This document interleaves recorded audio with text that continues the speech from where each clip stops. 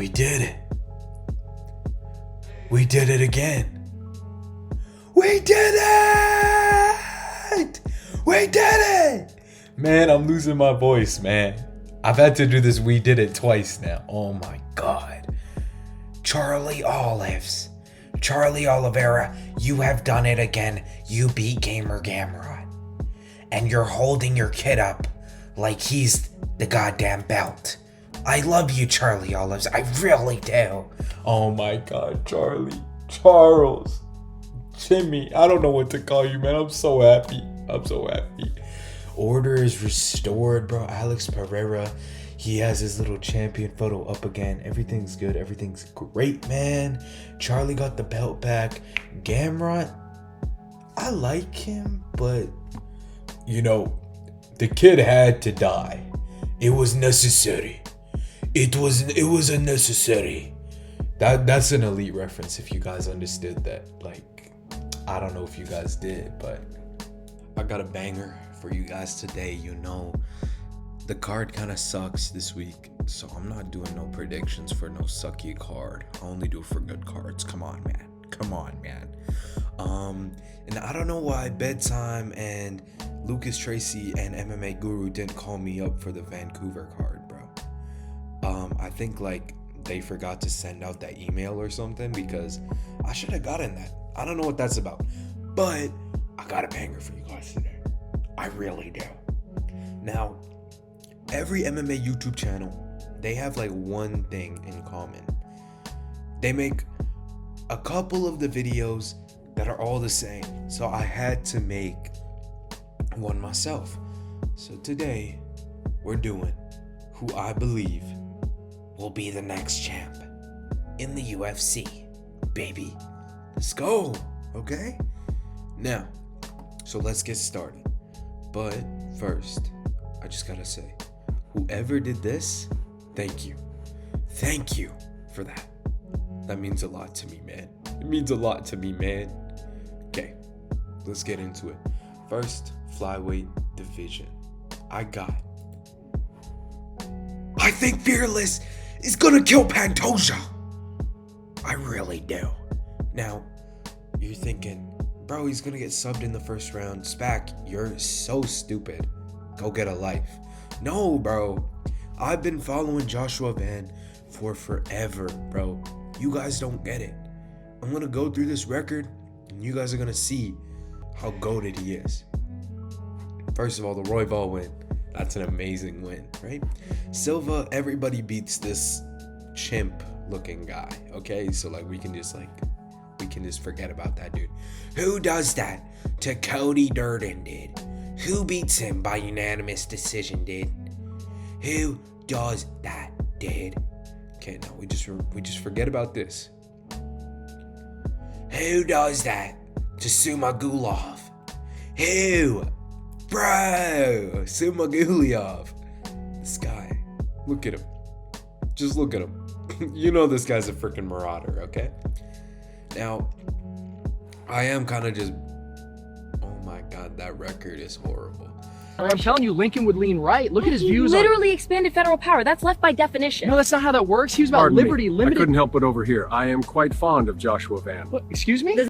So you're telling me that Honest Abe would lie? No. Joshua Van's coming for the belt, baby. Yeah! Let's go, baby. I am kind of just bullshitting, but in real note, I just feel like this is a lot like Aldo versus Max, the first fight. That Max going into that fight, people were like, oh, he's probably gonna lose. Like, come on, Aldo's a freaking legend, bro. He's a freaking marauder. That he invented calf kicks, right? Like, no one was doing calf kicks before that guy. But I just feel like this is kind of the new guard. And Joshua Van, he has the tools to really bring it to Pantoja. And I don't think anyone is thinking about it like I really am.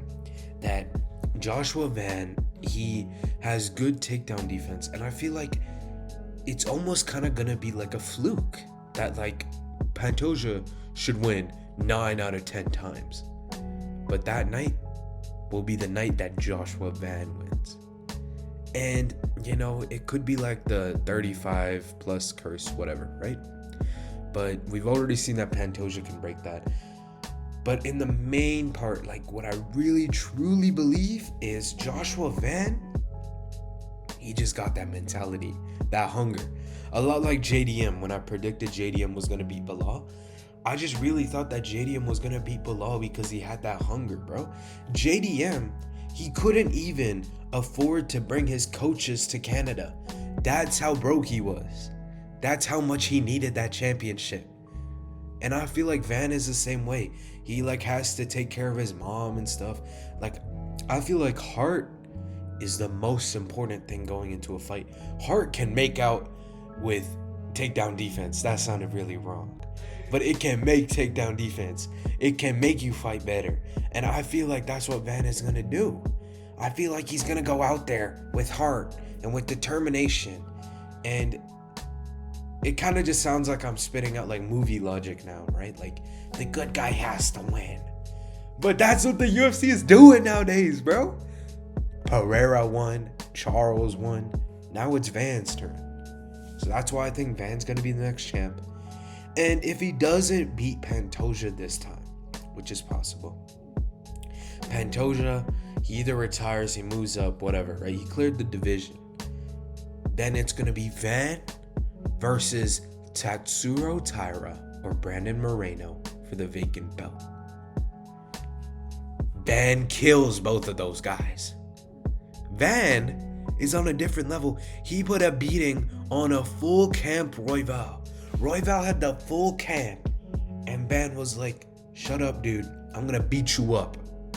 Okay? You guys don't understand. Who does that to Silva? Who does that? Okay? Come on. Let's keep going. Next. Bantamweight division. I got Merab Dvalishvili. Now you must be saying, Spac, he's already the goddamn champ. Are you stupid? Are you living in 2024 when Sean was champ? Dude, I'm a big Merabi fan. I love Merab. Hey, guys, I will just take down Peter Yan 100 times or I will end myself. Hey, guys, I do this. I love Merab. I love him. And now that he's now that he started striking, bro, Umar, you're done. Umar, you're done, kid. And if Umar wins the belt, I'm never watching the UFC again. I'm gonna just start watching Bellator, bro. I'm gonna start talking about the Premier League at this point. Because if Umar wins the belt, I hate him, bro. The two people I hate the most, and this is gonna kind of sound racist, is Ankalaev and Umar. Okay? I just hate Umar because he kept saying like, I was not in jacuzzi, I will kill you, Merab. And then he just got brutalized by Merab. Look at this guy's win streak, bro.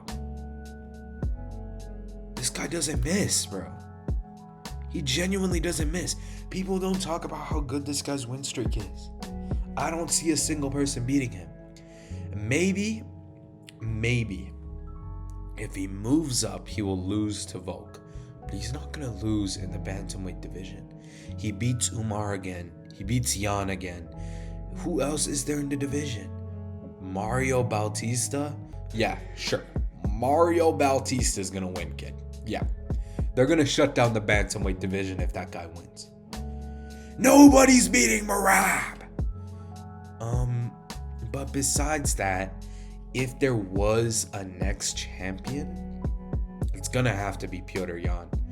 I feel like if Petr Yan and Umar were to fight for a vacant title, I feel Petr Yan would win that fight. Petr Yan, besides Lucas Tracy, people really underrate that guy. He's really good for the division. And I feel that he's just not on Merabi's level. Like, look at this guy. Look at this guy's head, bro. No one beats him. He's the machine. So, yeah, that's why I put no one for, like, next champ. I feel like it's just going to be Merab till he's 50, honestly. And that sounds really dumb coming from the best, the best predictor on YouTube. But I just gotta be real with you. Next, we got Leroy Murphy, bruv, the miracle, bruv. I truly believe, bruv. We've seen this before. We've seen this before, man. With my good old friend, Leon Rocky Edward, bruv. I feel like he's just gonna fluke Volkanovski, bro. If he gets the next shot. He's gonna fluke Volk, bro. He's gonna kill Volk. And it's gonna be like really, really stupid the way he does it. He's gonna be losing every round. And then he's just gonna lock up a submission. And then we're gonna see Miracle Murphy, bruv. 35-year-old prospect, bruv. Be the champ, bro. But besides that, I kind of like him. You know, I miss the Leon Edwards-esque fighters in the UFC. Even though Leon's still around. I don't know, there was just something about him, bruv. There was really something about these British guys, you know? A certain skin tone, bruv, that really just did something to my heartstrings. I really like him, bruv. And how can we dispute the Pico win, bro? That was beautiful. Even if Aaron Pico is a Bellator random dude, this was beautiful, bro. I just think he's gonna go in there and fluke him, bro. I think he's just gonna do it. That's what he does. He's a great talent. He's not a great player, but he's a great talent. You know? Now, this is my first hot take. The lightweight division. We got Charlie Olives. With Charles, it really just stems from his most recent fight. That I think that was vintage Charles right there. No one besides Ilya and maybe Islam would have beat Charles if they fought him this last week. I feel like Charles was so good. And I feel like a lot of people aren't talking about this. A lot of people were like, Charles should have retired. No, bro. I feel like if Ilya moves up, if Ilya just gets out of here, he moves up, and we get to see Max versus Charles before he moves up, and Max gets if Charles gets a decisive win, then he fights Armin for the vacant title, because Dan Hooker is not going to beat Armin, bro. We all know this, bro.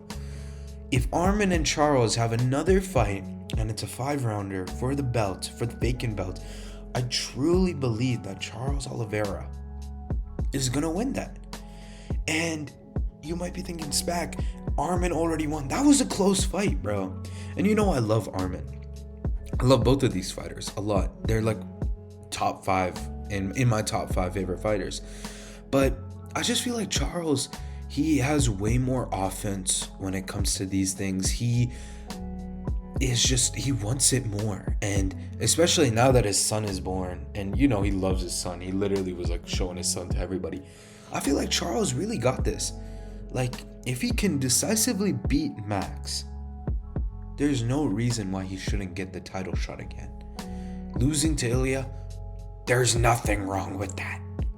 I don't know why I always go to Chael for my like automatic impression, but there's nothing wrong with losing to Ilya El Matador Topuria, man. There's really nothing wrong with that.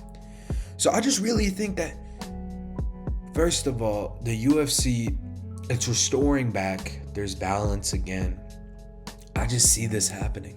I really do. I see it like this. I see it that Charles is gonna win the belt back. You know, Chute Bronx, bro. And yeah. Now, next, for welterweight division, I'm going a bit into the future with this one. I went out there and I beat Carlos Praches. I beat the Cigarette Man, the strongest guy in the division. I really can't do Ian Gary, but I really think that he beats Bilal Muhammad in this next fight. I really do, because Bilal has that pressure wrestling style, but Ian Gary, he's like that new guard. It's really like a passing of the torch type of fight that I feel like Ian Gary wins that, and then he gets a title shot after the Islam fight. And I think that Islam, Ilya, they're going to go through that whole thing.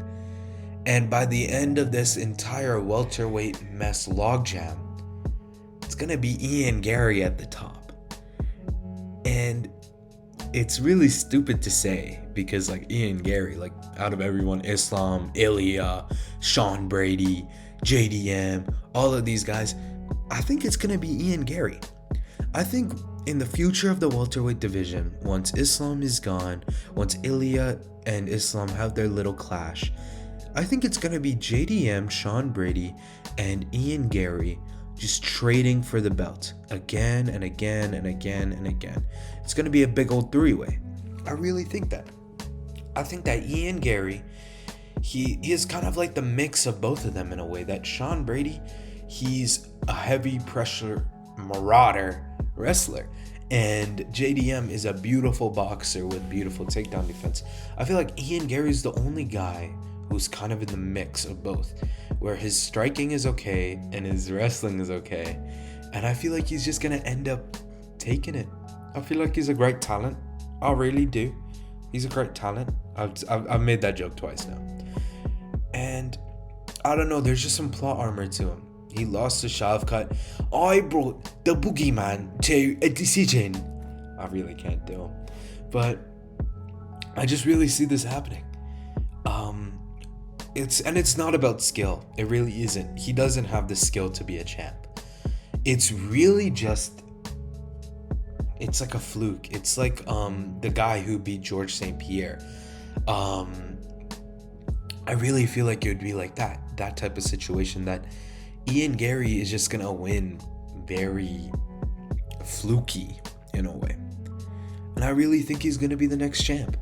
Now, for this next one, for middleweight division, it's slim pickings. It's slim pickings from here. And I don't know if this is right, if this is wrong, but I feel like this is the only guy who really has a chance. I love BMF Fluffy Fernandez. Bro, who does that to Roman Dolidze? Who does that? Who does that to Israel Pereira? Who does that? Come on, man. I think that Anthony Hernandez, he's the only one who has a chance, really. If I could just be honest with you guys, I don't know if he would beat Khamzat, but he's the only one who has a chance. I really believe that if anyone could beat Khamzat, it's Fluffy. That he is kind of untested in the higher rankings, but it's really just some pickings. Like Caio Borralho maybe had that chance, but then he lost to Imavov. Imavov will never win the belt. That guy is not good enough. It's either Fluffy or RDR. And I really wish this weekend's card would have been that. So we would have seen who's the better man and who could beat Khamzat next. So yeah, that's what I got for Anthony Fluffy Hernandez. Not too much, not too much, but this next guy, he's someone I love a lot. And you guys know that because I do his impression at least like 30 times per each video. It was necessary. It was necessary. I am number 1 rank. Heavyweight division. Yuri Prokayev. Let's go for that. Let's go for that. I am samurai. I am coming. I just had to get it all out there. Yuri Prokayev. Bro, when Alex moves up, it's gonna be him versus Carlos Ulberg for the vacant title. Who wins that? Who wins that? Yuri Prokayev. He wins that, man. Him! Nobody else but him! Beats Carlos Ulberg. Do I even need to explain this? We all know that Alex Pereira is gonna move up. So it's obvious that he's the next champ. He's gonna be champ again. Now, I really do like Khalil.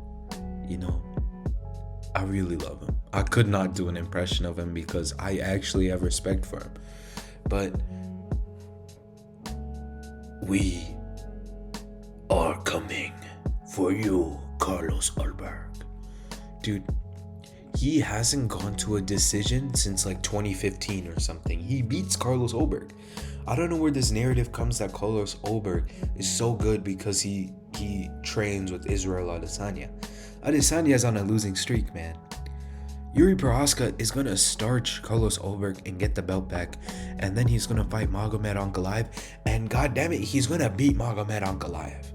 He's the only guy besides Alex Pereira, of course, who could beat Magomed Ankalaev in this day and age, and Paul Craig, because who does that to Paul Craig? Do I even need to explain further? Let's move on to heavyweight division. Shamil Gaziev.